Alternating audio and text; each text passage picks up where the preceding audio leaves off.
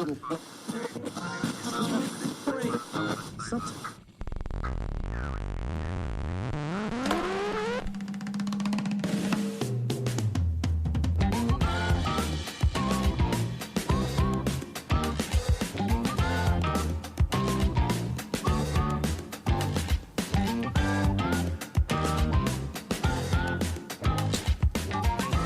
is the podcast. Welcome to it. It is podcast number 10. This is Pierre Hulsebus. Welcome to hustleisthehack.com podcast. It is the Pierre Hulsebus podcast show. That's right. This is number 10. And I said if I made it to number 10, we're doing this, baby. We're all in. Okay, so here we are. It's number 10. Up to this point, I've just been kind of faking it, I guess. Apparently, just who knows? Who knows? I'm just making it up as I go along.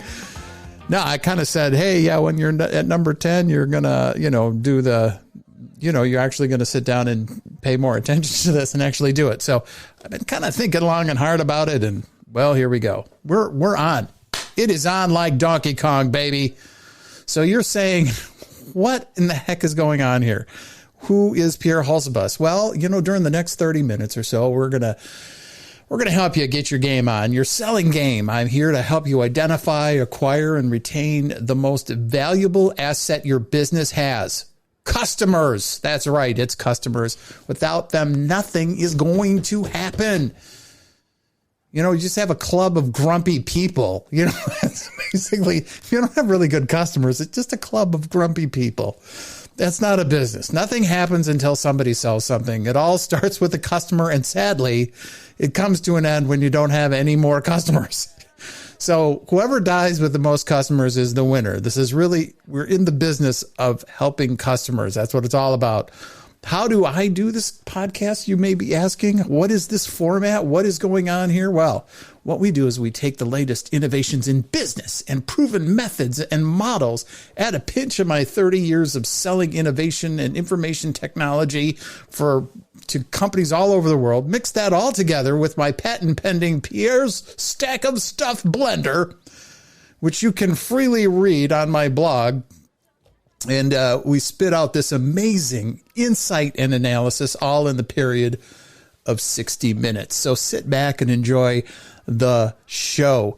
Now, who are you? Well, hopefully, maybe you're starting a new business. Maybe you are considering sales as a business opportunity. Maybe you're just out of college or thinking about finishing college and going into the sales game, and that's what we're going to talk to you about. If you're a nonprofit, maybe you're looking for some new ideas. If you're starting a real estate business, you're looking at some ways to grow your business.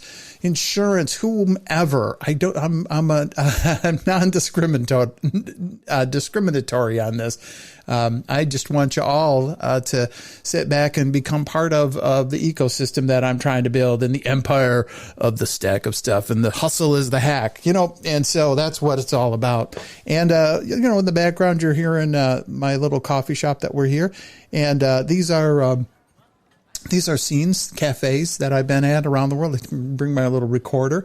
And so we might be sitting in London. We might be sitting and you and I are just out for a cup of coffee, and we're just having lunch together. So that's kind of what I like to think about, this informal kind of discussion that we're having here. So if you hear some background noise and you're sitting and listening in your car, well, that's true. You're going to hear that. Now, if you're listening to this on your iPod, listen to me, in your earbuds, and you're sitting actually in a diner or in a Starbucks or a coffee shop, this sounds like your automatic noise reduction isn't working. So it's kind of a joke. That's my little joke to you. I like to insert those little jokes from time to time, like, so your ANC on your headphones is actually working. It's just I've inserted background noise to make it so it's anyways. I love the irony. Anyway, so you sit back, you enjoy, and we're going to get right into it. We are going to get into the stack of stuff here. So enjoy it, and thank you again for all the time and energy and effort and the support that I've gotten over the year. that I've been kind of working on this, I think since April is when I started on it. We've been done show, as we're saying, number 10. So we're going to get right into it.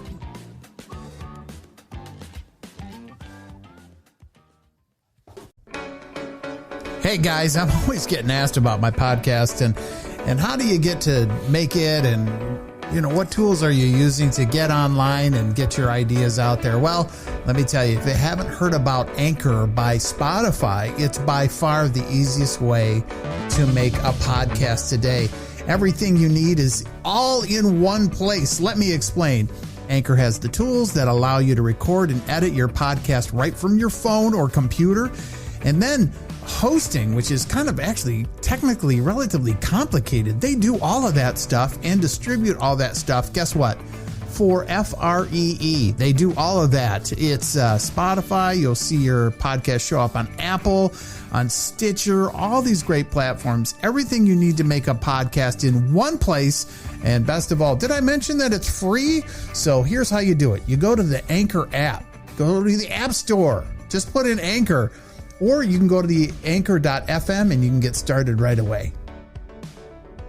Thanks to our sponsor, Anchor.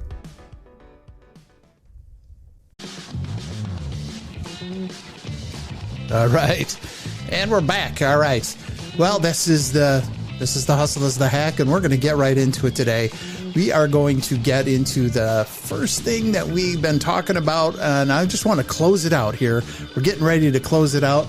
And what is that? Well, I've been going through a long list of the 26.3 things that you can do to help improve customer retention. And why would you want to improve customer retention? Why would that be important to you?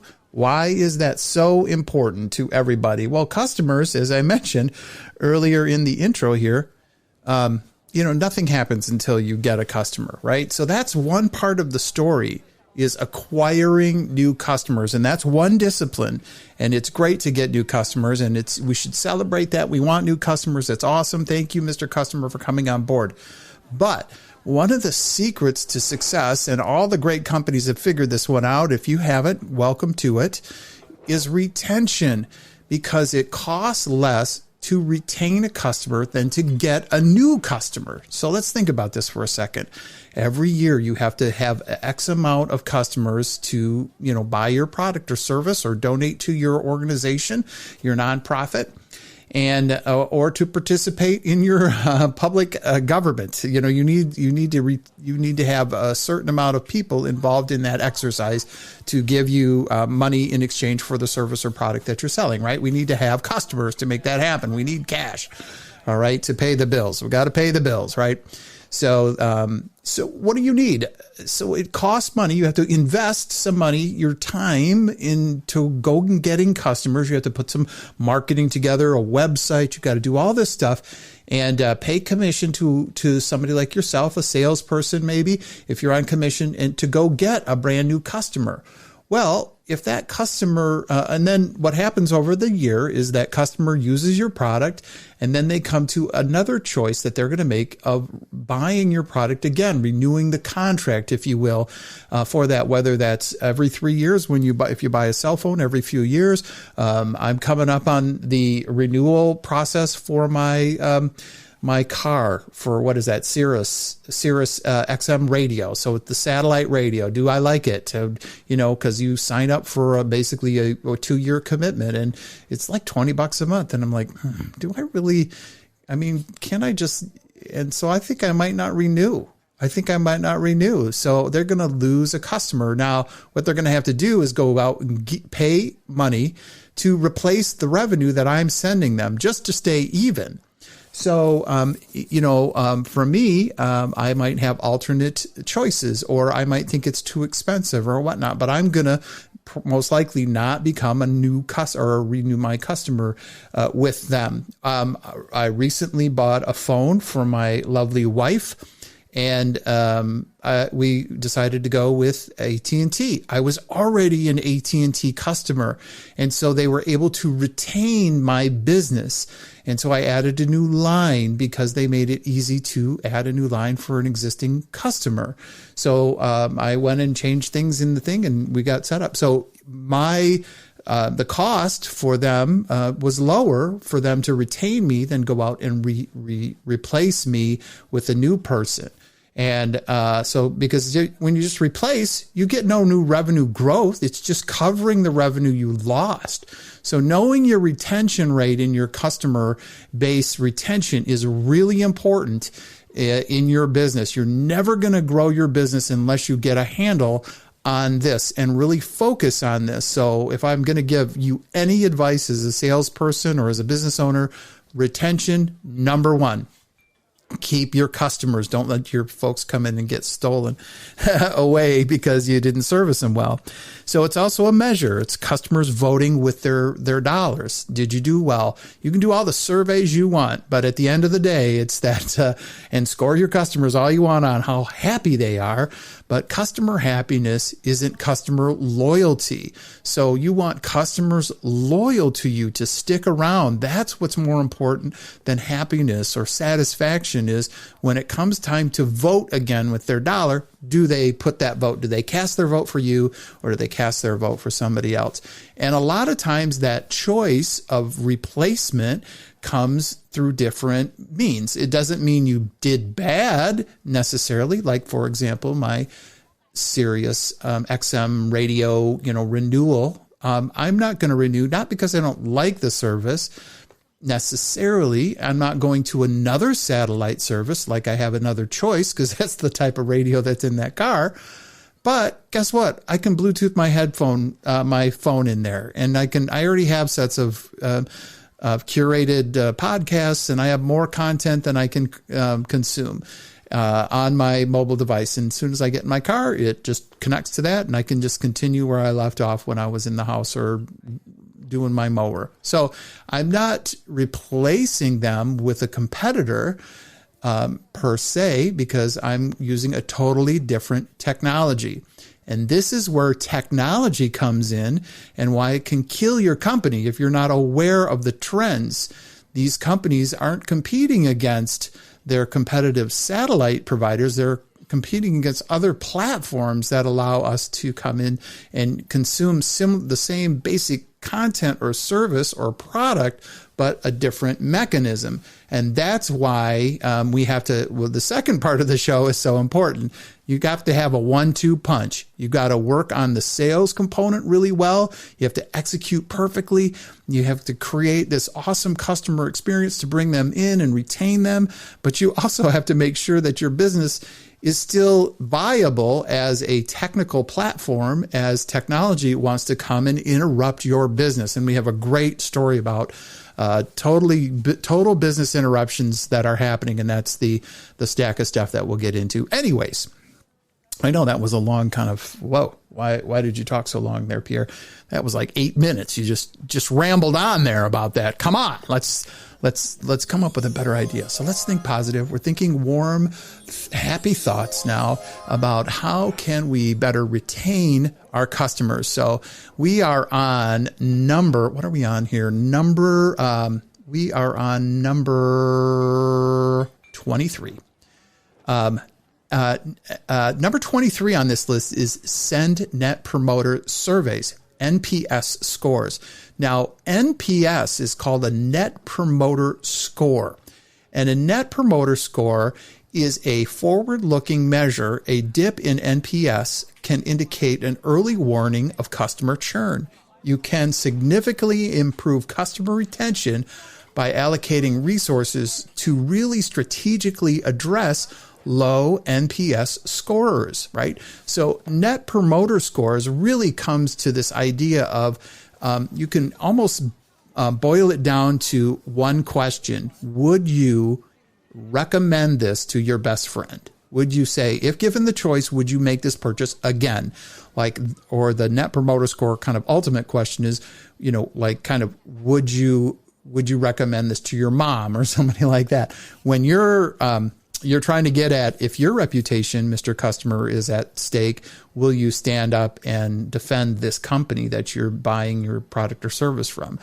Would you promote them? Yes or no? And so it's trying to get to that level of insight. And that's where customers really feel like your actions speak louder than words, so to speak.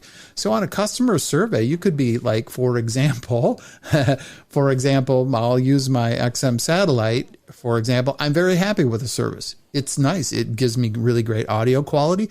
The product is exactly what it is intended to do. It comes satellite through my radio. So when I drive from Grand Rapids, where I live, let's say to Chicago, or up north in northern Michigan, where the radio stations aren't as good, once I get about 20 miles out of town, I can't listen to the radio station that I would listen to here normally.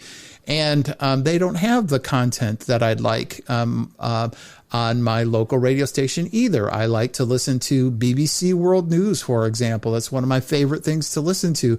I like to get news from around the empire. Nobody in my local area of the kind of Midwest has that type of radio show, but I can get that through XM satellite. So I am satisfied with the product, but I'm not loyal to the product. Given an option, I am going to move off that platform.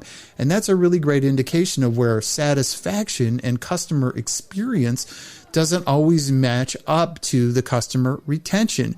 You can have the opposite effect. That we all have that with the Department of Motor Vehicles and the government agencies around us that we work with, or the utility company, or sometimes when we're working with like the power company or the phone company. We're a captive customer, so we don't really have a choice of being loyal. We can hate the company that we're giving them money, but we have no options to switch off them. A lot of telecommunications companies fall in this.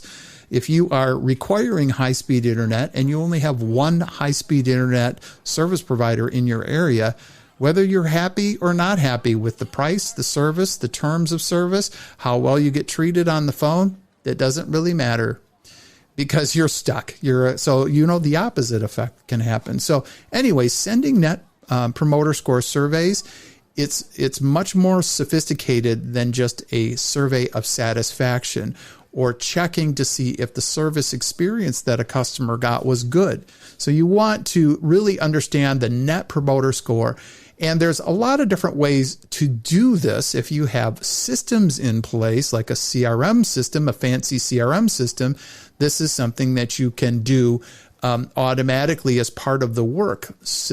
Often it's good to tie these to positive customer interactions that you may have. So if you're performing an installation or something like that, you can send that survey out and you can get these surveys back. And there's other places, SurveyMonkey, if you just have a list of customers and you just want to see those numbers. One of the things that if you're really good at doing this, you tie your Net Promoter Score right into the specific customer. And then as that number goes down or up, you're kind of monitoring that. And you want to keep track of this through a lot of different interactions. Over time, what's really fascinating to me, what's happening, this big software company that I work for, they're starting to be able to look at all of the Net Promoter Score data across millions of interactions and use artificial intelligence and machine learning systems to give a very accurate prediction of what NPS score is based on the sentiment of emails that are sent back and forth, the calls that are sent back in and forth, the buying cycles that the customer may have. Do they keep purchasing your product, and where does that frequency of purchasing sit within the continuum of purchasing services across the entire business? And so you can predict and look for forward-looking indicators. It's really fascinating what's happening with AI. But the thing is, if a customer's NPS score is going down, you need to take some action. You need to go, okay, we are at risk of losing this customer. So what are we going to do to make it better? And how are we going to improve their promotion? And you can kind of get that information about what that ideal customer profile would be, because if I'm taking NPS scores across my portfolio of customers, I'm going to see, understand better what specific customers' portfolios look like. And so I'm going to have an ideal customer, and I can see they have a great score, and here's the products and services they have, and here's the service experience they get. So NPS score is the killer KPI that you want to keep. And you want to, which is number 24 on our awesome list of 26.5 components of how to improve customer retention, is really act on any customer feedback you receive. So as you receive that feedback, and you can get that feedback all the time with customers, you can get back those surveys, and you can you can extract stuff out of the way customers communicate to people directly in your company. You can have systems that keep track of those emails coming in, look for questions or action items in there, extract and build lists of action for the customer to make sure you're building action. And the thing is, and we've said it before, that leveraging customer feedback gets your customer knowing and liking and trusting you. Because let me tell you, crap happens. Stuff happens. You could have the best team in the world taking care of your best customers, and things still fall apart. I mean, it's just the nature of business. It's the nature of work. Things happen. Bad things happen. People make mistakes, and that's okay. And you can have a culture that says it's okay to make a mistake, but it's not what happens. It's how do you take care of the people afterwards. And there's hundreds and hundreds of stories that I have heard about companies falling apart and messing up customer installations and experiences. And it goes down to, and I've told the story, I don't know if I told it on this podcast or not, but I tell the story often of Delta Airlines losing the luggage of somebody traveling, and the grandma was traveling by herself, and the luggage is lost, and she's standing at the ticket counter after, really late night of travel, and she's standing there, and it's like the last flight into the airport. And I don't know if you've been there. I certainly have. It's the lonely kind of empty airport, and you're just standing there waiting for your bag, and everybody's bag is coming off the roundabout thing is coming out there, and you're just waiting, and your bag isn't coming, and it sucks. It totally sucks. And the bag doesn't show up. And grandma, she's not a frequent traveler. She doesn't know what to do. And a gate agent comes over and asks, "Hey, were you looking for a bag?" "Yes, all my credit cards and my money, my purse is in there. They made me put it in there at the gate and all of this." And so she doesn't have her ID. She's got nothing. Grandma's waiting for her bag to come off. As her purse is in her bag. Her carry-on was in there. So there you go. She's stranded at the airport. Poor grandma's stranded at the airport. And the gate agent asks, "Well, what hotel?" "Well, I'm staying at this, the Hilton down the street." And she's like, "Well, guess what? That's where our what do you call them? The stewardesses." That's not the right term for them. Anyways, the assistants. I haven't traveled in a long time. So, the cabin stewards, those people, and the pilots, they come off, they get on they take the bus down to the Hilton, and they stay there. And then the next day they come in. So they're like, "Well, we could get you to the Hilton. If you would want to wait here, well, I'll just make the arrangements for that." And so they take grandma to the Hilton, and then one of the stewardesses talks to the people at the gate or at the Hilton, says, "This is Mrs. Johnson. She traveled with us, blah, blah, blah." She's got her reservation there already. She just doesn't have her ID and all that stuff. And they're like, "We'll vouch for her. She's, we stay here all the time. She traveled with us." They showed her ticket to prove who she was. She gets her hotel room. The next morning they find her bag, of course, and deliver it to the hotel. And grandma's all happy because she got to travel with a pilot and all of this. And so the company gets the letter back from the family saying how much they appreciated them taking care of grandma and all of this. So they lost grandma's luggage and stranded her at the airport. Like, that was bad. That's about as bad as it gets. And yet they took that horrible situation and turned it around, completely taking a bad customer experience and turning it into an awesome customer experience. So acting on that feedback is so important. Getting that feedback that addresses like, man, you guys sucked at delivering the service. Go fix it. And so it's like, you want to just say, I hear you. Here's what I heard. Here's the action that we're going to take.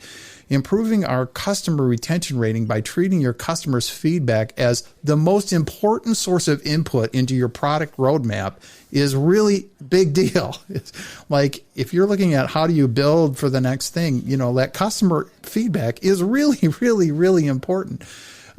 I'm in the tech space. Not every company feels that way. A lot of companies feel that their customers don't know what they want or what they're needing, and that we're going to tell them what, the future is, and we're going to tell them what the product that they need is. So unless you're, the product manager at Apple, ignore that advice. If I am trying to set up and sell stuff and build stuff, unless I'm at the bleeding edge of technology, your customer feedback is the most important thing in the world for you. That is so, so, so important. And so that's why you want to, number 25 on our list is have that closed loop. You want to have that closed loop around that customer feedback. That's what you want to have. You want to close that loop. You want to have every possible channel to collect that customer feedback across every touch point that you have with your customer. So whether that's in the pre-sales process, whether that's at the bottom of your marketing material that you send, when you're doing your invoicing, whether you do the onboarding with new customers, whether you're doing the installation, setup, deployment, post-service, everything, as much as you can get is better. You can never have really enough of this. And you have to have good ways to collect that and let the customers feed that back, let them know you're listening, respond to it in a timely, effective manner. And there's so many ways to collect this. So this is one of the reasons why it's good to have some technology in your systems that allow you to ubiquitously manage this across all the customer interactions to make sure that we're being effective at all those actions and closing the loop, because nothing builds trust more with your customer than just saying, I hear you. That's it. That's it. Like, if you want to talk about empathy, or you want to talk about, how to build a caring relationship with people, to be honest with them and to say, hey, I hear you. I don't know how to fix it. I don't know what, but you're helping me understand the pain that you're going through.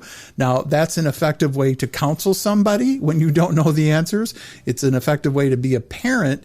And it's also an effective way to go, I don't know, kid. I don't know how to fix this. You're my first kid. I've never dealt with this before. Let's work on it together, but I hear your pain. And so help me understand you even better. And so this is the best way as a salesperson to build trust with your customers, is to close that feedback and to go, we're working on it. Here's the plan. We heard you. Or that sucks. We performed poorly.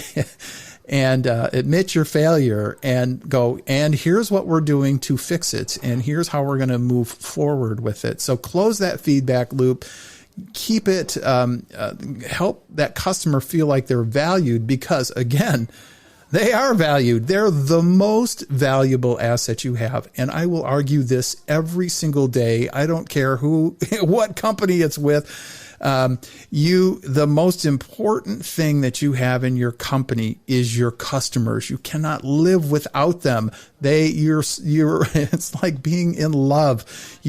My world rises and falls on my kids, my wife, my dog, my family. That love that I have for them at a personal level, I feel that same way about my customers and partners. I have that, not to the same emotional depth, but from a business standpoint, as personal as I can be, I have that deep appreciation for them, because I understand that if I'm building my business, that is the most important part of my business. If I don't have customers, I've got nothing. And you may feel, hey, I'm valuable because I have this invention, this intellectual property. That's great. Look at Tesla. He had a great product until he started selling it.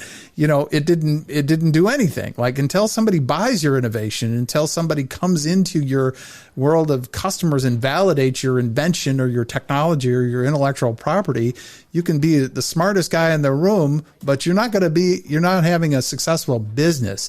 And there's the road to, as they say, the road to hell is paved with good intentions. That is what Segway was. They had a great innovative product. They didn't have any customers buying their stuff. We have tons and tons and tons of stories like this where innovation and everything is all about the engineering and how awesome the product is, but it doesn't resonate with the customers. So until you have customers, your IP and the way you have your employees set up, people say the employees are the most important thing here. They are not. I'm sorry. The customers are the most important thing. Go ask DeLorean, which is more important, the coolest product or, customers. Go ask TWA. Go ask, go ask Toys R Us what is more important. Is it the brand or is it the customers? If customers aren't walking in the door, you are out of business very quickly. All right. And with that said, most businesses don't realize that customers' retention begins at home. This is why it is your staff and the delivery of that service. It has to be in the culture. Your happy staff create happy customers, and you need to have in your organization a culture that celebrates, that customer, and people love working for places like that. This is the whole reason why, people hate going to Burger King often and love waiting in line at Chick-fil-A, because Chick-fil-A treats their staff well, and they emphasize customer service. And those two, 1-2 punch when you get that. So that you need to, I'm not saying that you sacrifice your staff on the altar of customers. You don't ever do that. You're not doing that. You're treating your staff well, rewarding them, making sure that they have a great customer. They provide a great customer experience to your customers. And this is one of the really tricky secret kind of components that a lot of companies are realizing, which is that the frontline workers, the people at Walgreens, the people that are in the store at Walmart, the folks that greet you and install your cable, that fix your car, that perform the service that when you call and ask questions about your billing for your utility company, those are often the lowest paid people in the company. They are often the, kind of the frontline workers. They're the lowest paid, just above minimum wage. Many of them, it's a part-time job for some of these people. And guess what? If they don't treat that customer well, that's just, then it sucks. It sucks. You're going to lose customers as a result of poor customer service, right? We all know this. So if we're not investing in treating that staff well, that they're happy when they come to work, that they have a happy kind of experience with a customer, that when we give them feedback and when we give them coaching, it's done in an appropriate way that honors them, that gives them respect, that helps elevate their ability to do better, that gives them and rewards them for doing well. Like those are the things, if we're not doing that and we don't have that in place, you could have the best product, you could have some awesome customers, but your staff are going to screw that up really quickly. So you have to treat your staff like kings, and queens. And they're the folks that really run the shop. You as an owner or as a boss, you can sit back and, have all these grandiose plans about what people should be doing and how they should be working. But you have to treat them well, and you have to help them on their journey that they're on, and understand the process that they're going through, and how the job that they provide for you fits in their lifestyle, and create a culture that helps them win in life. And that it's not some sort of like a handout that you're giving to these people, that you're not, it's not some sort of, hey, we're providing them a house. No, they're earning it by walking in the door. And especially in today's culture, where there's more need than there are people to fill it. People are going to vote with their feet. And that is what is happening out there in the world right now. People are voting with their feet, and they're moving away from companies that don't provide a great employee experience to companies that do provide a great employee experience. All right. Well, that's the end of this segment. Let's take a few moments and step back, and we'll be right back after this quick, important, muy importante message. And we're going to come back, and we are going to get into the stack of stuff. I have way more stuff. I don't even know how I'm going to fit it all in, but it's going to be awesome.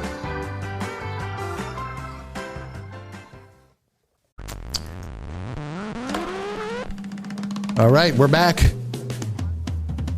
And we're back. We're totally back right now. Ba-dum, hope you're having a good day, by the way. It is 12:14 a.m. It is a Monday night. This is when this podcast usually gets recorded, is on a Monday. For whatever reason, it just works out. Just works out on Mondays. Anyways, so hustlesahack.com is the website. My name, again, is Pierre Hulsebus. I am here, your sales sensei. During the next 30 minutes, we're going to help you get your game on, your selling game. I'm going to help you identify, acquire, and retain valuable assets, position your business. How do I do all of this stuff? Well, we take the latest innovations in business, take those proven methods and models, add a pinch of my 30 years of selling information technology at the highest levels that you can imagine. Mix that all together in my patent pending Pierre Stack of Stuff blender, which is available on Ronco. It's the Ronco Pierre Hulsebus Stack of Stuff. Remember Ronco, all those little crappy like pocket fishermen. Anyway, so that's kind of what reminds, like a green olive kind of plasticky, ready to break appliance. But nonetheless, it's the patented Stack of Stuff blender, which you can freely get on my blog. And it spits out this amazing analysis. And so that's what we're going to be going over in the next 30 minutes. We're going to be going over the, that stuff. That's the stack of stuff. So we're going to talk a little bit about, a couple trends, some kind of mega trends that we're seeing. One of them that kind of happened over the summer, and I hadn't really talked about this very much. I had a really close friend of myself, a coworker of mine, that went to go work for one of the competitors of this company, Zillow. And Zillow, if you're not aware, is in the business, if you're buying a house, they've kind of become like the Google Maps of houses, if you will. You kind of go to Zillow, look at the neighborhood, and you can kind of put in all of your little, like, hey, I'm looking for, a blue house that has this many bathrooms in it. And it'll spit out in that neighborhood that you're looking, here's all the blue houses for sale with 3 bathrooms in them. And it'll give you the market price. You can, you get all the information in one spot. How much how much the owner that has it paid for it. You can find all that stuff out and find about the school districts and what the houses, all the comps, as they call them in the business. What are the comparable houses? What are those going for in that neighborhood? What's the predicted growth out there of the sales in the market, and what are other companies or what are other of your neighbors' kind of houses look like too. So you can kind of figure it out. You can get all the values of all of the houses, and it's very easy to use. You can use it right on your mobile phone. And they built a really cool experience. I mean, we used it. My wife and I used it when we bought the house that we're in. We really, you can get really good information. So without having to, drive around the neighborhoods and stuff like that. And as people are moving around, as a lot of stuff is happening as a result of the pandemic, people are moving from place to place. And so there's a big, kind of migration of people in and out of new communities. And so this stuff has just really become super duper popular. And they're a technology company. And so they're using logarithmic values to predict home values. But they kind of... so this was the idea, so we could use this, and then we can give references out to the real estate agents and make a certain percentage off the sale. And they figured all of this out, and they have a great platform for people like yourself. That's the house buyer. You're kind of like, it's like Facebook. You're part of the product, basically you get this app for free, but, so it's like amazing analysis and stuff like that, but you're part of now the product that they're going to sell. They're going to monetize this. They have to make money off of this, and they have different ways to monetize it. And one of the ways that they look to monetize this is they developed a logarithm to predict the home value's future value. So with that, what they could kind of do is look at entire markets and thousands of homes way better than any small local realtor could do, and look at those technology trend or those pricing trends over time and over different markets around the country, and could get a very accurate prediction of a home's value. And so they got that really, really well, but they kind of missed some of the trends around the human aspects of the business. There was a really great article in Wall Street Journal that you can read that go into this. But I just wanted to point out, if you're not aware of what they're doing, how are they making money off of this? I don't pay for a subscription because I only buy a house every once in a while. What they started doing was they started buying houses at this, because they could kind of pick what houses are below the value that they should, based on a lot of different things. And so they're using data to drive those values, and they're starting, they started off big, like with a budget for 150 or 1,500 houses. Last quarter, they bought 3,500 houses around the country. And one of their main competitors is a company called Open Door, using very similar technical insight, bought over 8,000 homes in the same time. So they're getting out innovated, it seems like, in this. But I thought, it's really interesting to see how this is disrupting, because this article is all about how these big tech companies have figured out how to, kind of get into the house sales business without employing anybody locally. They've kind of become like, they're trying to become like the Uber of homes, or the Airbnb, where you can basically buy and sell homes without having any real estate agents, which is crazy when you think about it. So it's very interesting to see this trend in business that, again, this kind of goes to, hey, we're providing great service. I bought my home through a local realtor, and my local realtor is a guy I went to high school with that I've known for, 30 plus years. And he specializes in homes in my neighborhood. And I stayed in the same neighborhood that I grew up in. And so he knew the value of these homes and what they would go through. And he's an expert locally, and he unfortunately, sadly passed away this summer. And that was kind of a sad day for all of us. He was a really great fella. And it was awesome. But his business was, and many of the local realtors, everybody knows somebody like this. If you bought locally, there's a couple agents that's all they know. They know their local market really, really well. Who are the finance options? Who the auditors or the inspectors are. Like, they can really get this thing taken care of very quickly. Anyways. So that's. I just thought I'd point this one out, because this is what's happening. That industry is getting totally there's a lot of risk right now in that industry. Like, you guys better step up to the plate. If you're in your local realtor market, it's going to be a tough one in the long run if you are not working on building out your network. Because at a certain point in time, are these companies? My question is. We all used to have if you're old enough like me, you remember going to, it was Schuler Books, was the local bookstore here in town. Like, Amazon put the local bookstore out of business. They put local tire stores, Costco and Sam's Club have put a lot of local companies out of business because they can offer at a such better customer experience.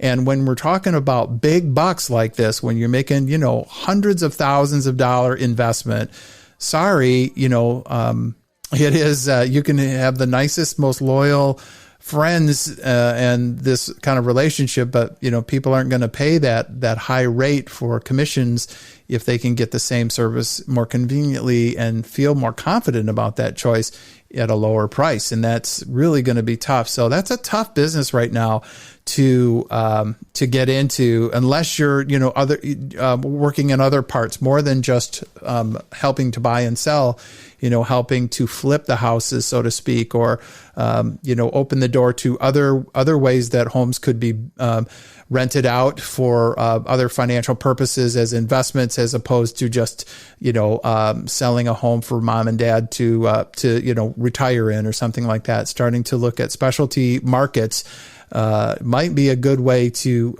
stave this off, because that business right now is ripe for interruption.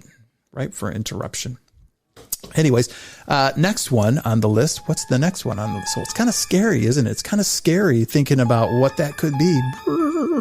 If you're a realtor right now, but nonetheless, hey, if you're in real estate right now, can be pretty good. It's a very still lucrative business. A lot of folks making money, but it is tough. It is tough. Very competitive. We've heard, these companies like Zillow and stuff like that, just basically walking in the door with big checks and just writing the check and basically stealing deals right out of the way.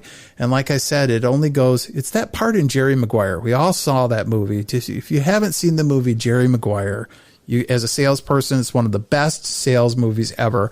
And there's that part where he has the kid, and he's going to sign this guy up to be, he's an agent. He's a sports agent. If you're not aware of it, he's a sports agent. And so he's got, the kid who's like the number one recruit from college, and he's going to help get him in the pros. And he goes out to the house and gives the kid the pitch, and the parents are all like, this is awesome, and you guys are great. And he thinks he's kind of got a verbal deal with them. And then while he's going, because you have multiple clients, you have multiple customers, he had multiple people he's representing, but he didn't have anything in writing. And so while he's doing work for one of the other guys, another agent comes and basically steals that talent away from him and signs that guy up for a big contract with another place, the one that he was working on, but because he didn't have anything in writing, the guy just basically stole that deal from him. And that stuff happens, because in the end of the day, a lot of it still does come down to money for people. So it's one thing to pay a little premium for insurance coverage and some of the other things, but when you talk about this amount of money, you have to really know your value that you're delivering. And if it's just there to clerk a transaction and get paid your 3 to 6% commission, then you better be looking for more value in your sale. You got to be looking for more. You got to be more to the table than just that. If that's helping people find financing, if that's helping people relocate as part of that process, or the onboarding with hiring, or getting them in the right schools, and all the other things that go along with moving. It's almost like you become a travel agent for a community. It's really interesting. Anyways, that's where I'd be looking. All right, next one on the list. All right, the next one on the list is also a Wall Street Journal article on labor.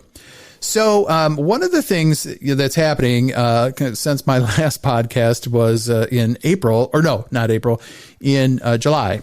And so I've taken a bit of hiatus here. And one of the things that's happened over the last couple months is what's become really clear. I live in West Michigan, and our unemployment rate is about as low as it's ever been. I could look up what that number is, but I bet you it's close to 2%. Right now, which is effectively full-time employment here. So we have full employment, which means there's more jobs than people. And I'm already starting to we've seen local businesses shut their doors because they don't have enough people to service the needy customers that they have. You literally have to have enough people to sell your products. So because they can't, they're closing their doors, they're shortening their hours. It's kind of like a death spiral when this happens in a business, when you cannot get enough people to come and do the work that you need to get done. So when that occurs, if you're not able to move the needle by either raising your prices and thusly raising your labor,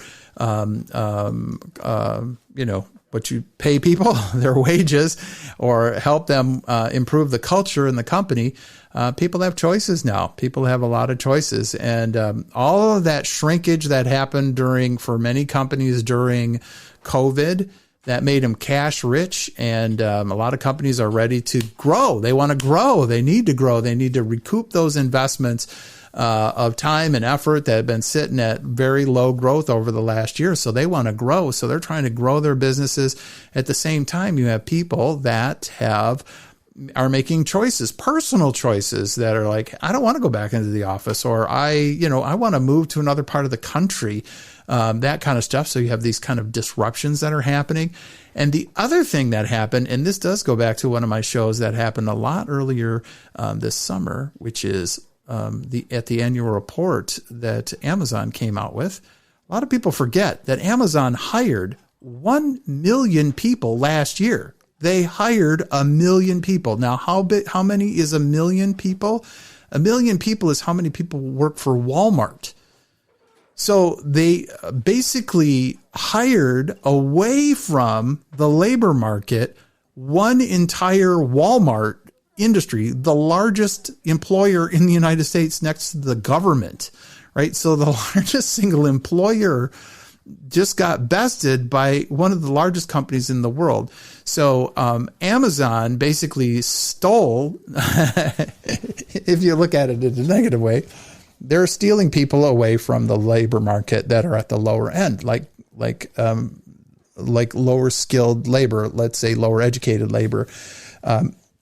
So a lot of those people that were, punching the clock at the local grocery store and, making money at McDonald's and stuff like that, they're now moving over to, delivering packages and driving trucks, and Amazon's offering a better wage, benefits, pretty nice work environment. I know there's a lot of negative that people talk about how difficult the job at Amazon is, but to a person that I've spoken with that's worked there, they like it. It's a good environment to work in.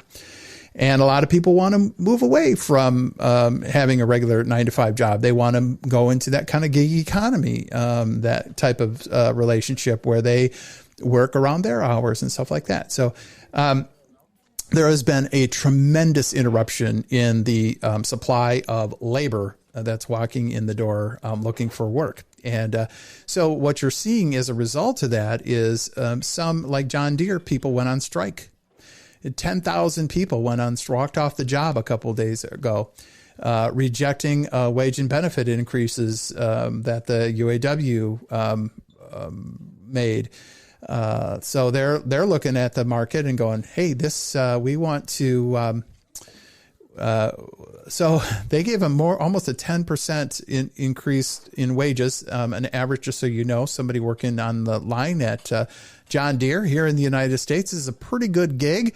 Overall, the UAW, which is the United Auto Workers Union, those are union shops. So that's union labor that builds those vehicles. The average employee right now working the line makes about $60,000 there.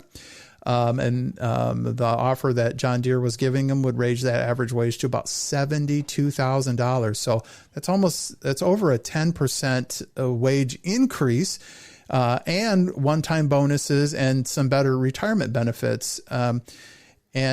But they walked away from that and they said no. And so they're asking for more money than that even. So it's really interesting to see this. Now, you're going to find I'm pretty libertarian, conservative. And so I love these kind of conversations because labor is so important to our economy. And having a tight labor market empowers employees and gives us the ability to ask for more, a bigger part of the pie. And that's great. I think that's awesome. And that's the way that it should be. Employees should get, paid fairly for their wage. And there's been, so as that labor pool is shrunk, and demand has gone up. That's just supply and demand at work. That's just market forces. Kellogg's, I'm Michigan. Kellogg's is a Michigan employer that they make cornflakes, and Tony the Tiger are made of Kellogg's. And they were getting a huge, very similar labor increase. The carpenters in Washington State passed up a 21% raise this month after holding out for 3 weeks. They got 21% wage increase.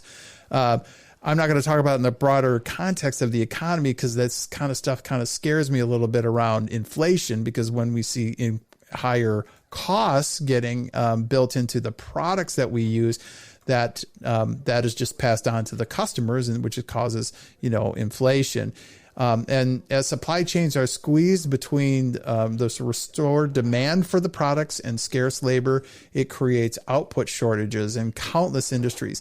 So retail alone, like I mentioned, is missing 500,000 workers right now. Salesforce did a study, and they're estimating that roughly 350,000 missing workers from the workforce right now will cost companies about $220 billion in sales during the holiday season. They're putting a number to that because you can equate employees in retail to the sales because, if you don't have enough people to take care of customers, we talked about this earlier, if you don't have enough people to take care of your customers, guess what? You don't have any customers anymore because it sucks. And so people stop coming in, and that impacts, your ability to sell and work stoppages and whatnot. So a lot of the labor muscle that's out there in the unions and the political allies that they have are really pushing to help improve the thousands of United Auto Workers jobs right now, because it's kind of like a boomerang effect, if you will. During the prior to the economic downturn, the globalization that happened in the labor markets here in the United States, what it did was it really impacted and lowered the demand for the products being made here in the United States. So you had more people than there was labor, and so their labor price never really went up. People could come in, and because there was less jobs, a lot of layoffs happened, right? And you shrunk the labor force here, but now they're back stronger than ever. Now that labor force is basically right-sized, if you will. Now, as increased demand happens, that just puts the power back into the union. So it's really interesting. It ends on a really good note, I think, in view of that the unions and managers can work on their own problems, and wage gains in tight labor markets are really welcome when they reflect gains in productivity. The problem that really arises from this is when wage demands undermine a business's ability to compete in the marketplace, which isn't really happening that much. Like, there's more demand for the product. So, the how elastic is the price? Well, it'll be interesting to see what happens. It's always a back and forth. This is like a pendulum thing that swings, and it's not really fast. The labor markets don't respond quickly, but now we're at these inflection points. Where demand has increased and the labor market got smaller. And so guess what? That means the price that you can offer when you walk in the door, you can demand more than you thought you could before. And I mean, if I'm giving advice to any of my friends that are looking for a job today, know that value in the market. And it's more than you think you're worth. It really is. Take whatever you're making for a comparable job and add 15 or 20% and start there, because there is more. If you're qualified and they want you in, then they will pay. They're going to pay. They're going to pay. What I hate to see is people taking that first offer, or not necessarily taking the first offer, just setting that bar really low. So know what your value is when you're walking into that door, and if you're qualified for it, you should be able to get a higher wage. And especially to my minority friends, my people of color friends, my ladies out there that are maybe coming back into the marketplace after being gone. And so you're willing to take, a lower cost or a lower wage. Don't do it. don't do it. Talk to somebody that knows that market and what that price would be doing. It's like walking in and buying a car. You want to know what the other people are making for that car. What's the market price for that? And studies are showing time and time again that especially minority women, Latinas and African-American women often get paid way less than men do. And it's not because they're less qualified or that men get paid way much more. It's that you become maybe not very good at negotiating the price and thinking that you're worth it.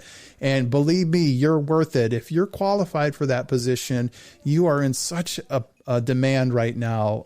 So know your worth in the market. I guess that was one thing that I would say. So anyway, so those are two stories. We just got a few minutes left. I got one other one that I wanted to talk about, which has nothing to do with sales. And it's all about rock and roll, which is one of my favorite things in the world, rock and roll and good old American rock and roll. And I will, believe it or not, this actually applies to the job situation. A lot of people ask me this question. I've done demos. And so the last, many years of my job, was putting on demos, very like long demos, like full day demos. They would take all day to work on, to do. And we would have technical specialists come in and help with the demo. We would go through all of these different scenarios where we would show, okay, this is how the salesperson's going to use it. For example, it was the last one that I did last year was for a giant retailer. And so it was, the store, something's leaking from the roof. And so there's a problem in the store. And so you have, somebody has to come out and fix it. So that whole process, like who calls who and what's the next step and how does the guy get paid when they come out to fix the air handling unit and how's the bidding work for all of this and what does the store manager do? Like that entire process end to end. We had to show that.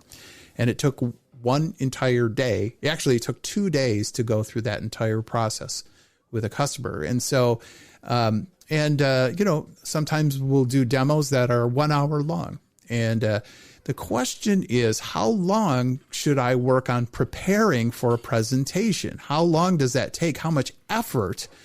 And should I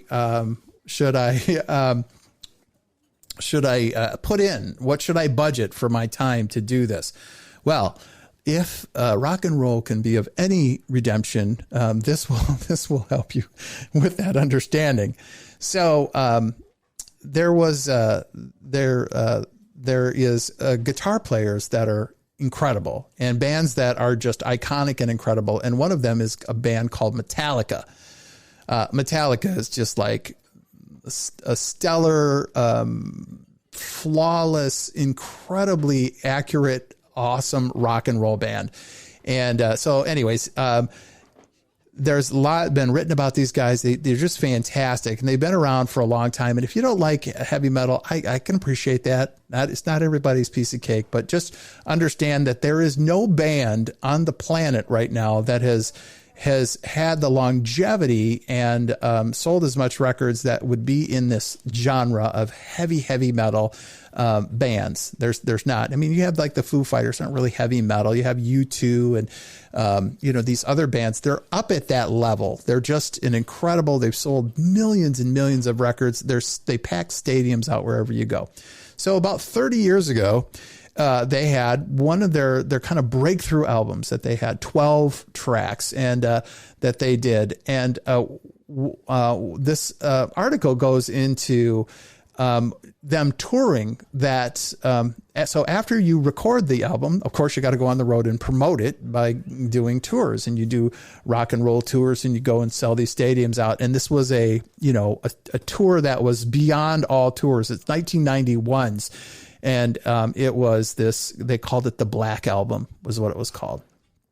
And some of these guys were just, young, and they were, looking at them, they had long hair, and they were just, they were loud and giant and all of this. So somebody observed in this article that we're on the one of the bands that opened up for them. So kind of the junior band, if you will, looking at their rock and roll heroes, said that Metallica would practice for 3 hours a night before getting on the stage and playing for 2 hours. So now Mastodon, who didn't make it as big as them, meanwhile they're sitting there drinking beer and picking their noses. That was the quote. That was the quote from the article. Metallica practiced for 3 hours a night before playing on stage for 2. Meanwhile, we're sitting around drinking beer and picking our noses. So, the long-term success and the success of the band has a lot to do with how much they were willing to invest in the time that it took to prepare for a show that they're going to do. That tour it took like 2.5 years for them to finish that tour. It was the largest tour that was ever done by any band ever. They sold more tickets in that tour than promoting that album in 91 than anybody was doing that year. It was incredible. And but I just want to stop and point out that every night before they got on stage, they didn't just do a sound check. They rehearsed for 3 hours and then they went on and performed for 2. So it was a 2-hour show, and every day so it's like you want to be able to develop. So I'll get back to the question. How long do you prepare for a big demo? Well, it's going to vary, obviously. Part of it is how polished and professional it needs to be. To these guys, it was going to be big. They wanted to be spot on. It wasn't just their musical performance; it's a stage performance. So all the little nuances matter: the lighting, the sound, the smoke, everything matters. Because you're putting on a show, and so it's not just an album that you're playing. You're not sitting down and just everybody's closing their eyes. They're paying $100 to come and see you in concert. They want to see you, so it's a visual, an auditory experience, and so they wanted to create a tremendous experience.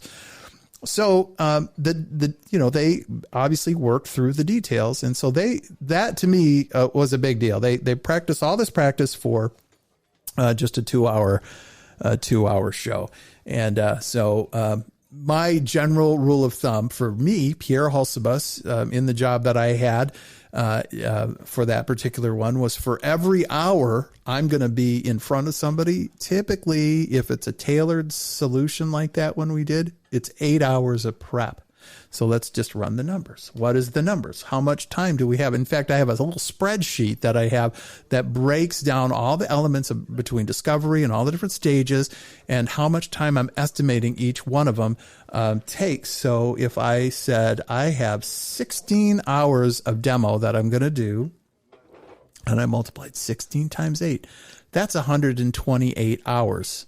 So a 2-day demo, I'm planning on, you take your 128, you divide it by, let's say I can work on that demo for 25 to 30 hours a week. That is 5 weeks of prep. That's how much effort, and that's about exactly the amount of time that it took for us to prep for that demo. A little over 4 weeks is what it did. That includes running through it many times, rehearsing, giving feedback to each other, demoing it, getting some people from the customer to preview what the demo, get their feedback, make the adjustments, have the marketing people look at the deck, revamp and the script over and over again, refine it and compare and boil this down to 16 hours, this very complex business process, and then show the demo to, about 120 people over a meeting.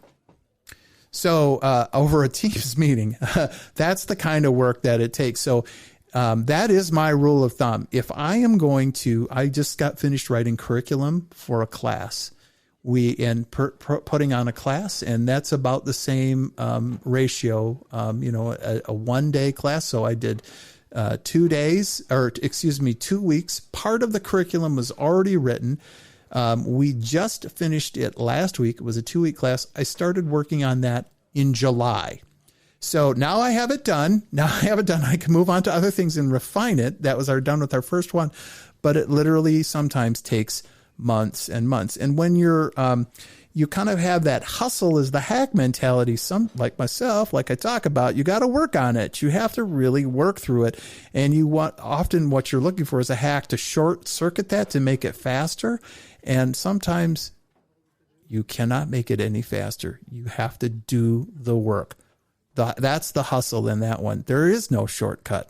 The shortcut is doing the work of refining it, going back at it, beating it up, getting feedback, knocking it apart, being brutally honest, taking the editor's view that the first draft you have, I've got to literally take 30% of this out. I just need to be arbitrary. And so instead of having 15 points on a slide, I need to come up with 10. And then once I get those 10, I need to, go through the group and say, okay, we got 10 points. 10 things we're going to show. We need to figure out how can we get this down to 5. I need to make this memorable. And, you start to boil it down. You start to refine it and get it better and better and better. And that's the kind of work it takes sometimes. You have to do the work. That customer presentation, sometimes you only have those few moments in front of them. And that's how it works. So, guys, that's it. Speaking of being concise, speaking of it, I'm just a little over. I'm a little over on my time. But let's bring this to a conclusion. And let me tell you, I just hope you're having a great day. And, we've had 9 other shows. This is show number 10.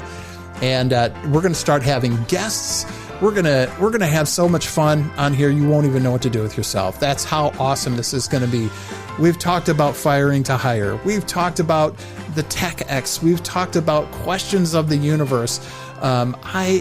We've talked about honesty and integrity. We've gone through the emotional journey there of sales and sales excellence. And so hopefully we can continue this discussion next week as we pump out another awesome Hustle is the Hack podcast.